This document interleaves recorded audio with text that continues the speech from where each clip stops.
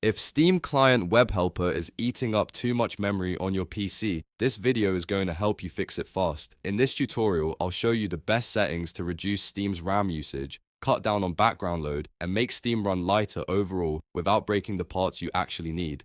This is especially useful if Steam feels slow, your system is short on memory, or you just want to free up resources while gaming. And if this video helps you out, make sure to hit the like button and subscribe for more quick tech fixes like this.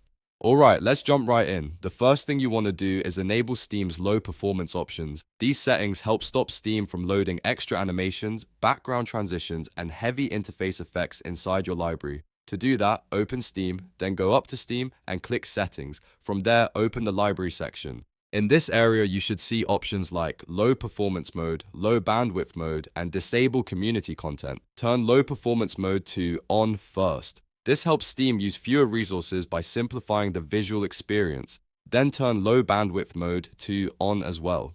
Even though this is mainly designed to reduce network usage, it also helps limit some of the heavier content Steam tries to load. After that, turn Disable Community Content to On. This can reduce the amount of extra content Steam pulls in from the community pages, which can also help lower memory usage.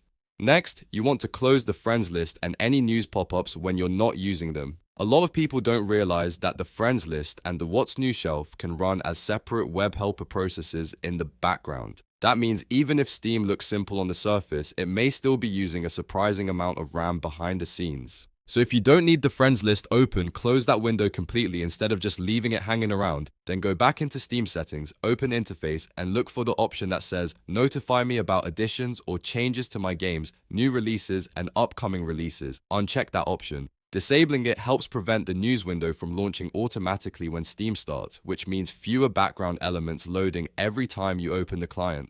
Now, let's change your default startup page, because this can make a bigger difference than most people expect.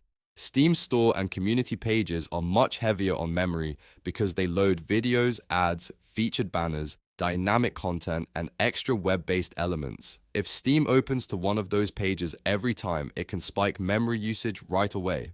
To fix that, go back to Steam settings, then open the interface tab again. Look for Startup Location and change it to Library.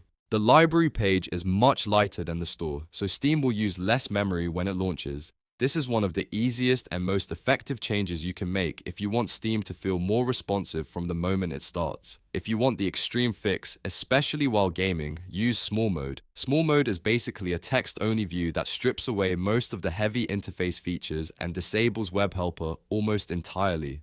This is perfect if you need every bit of RAM available for your game.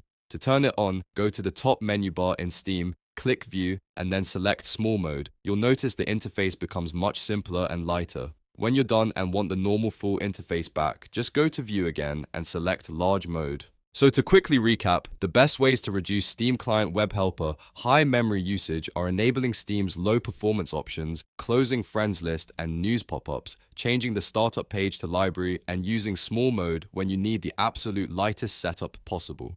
These changes won't just reduce memory usage, they can also make Steam feel faster and less cluttered overall. If this tutorial helped you, please give it a like, subscribe to the channel, and turn on notifications so you don't miss more helpful PC and gaming fixes. Thanks for watching, and I'll see you in the next one.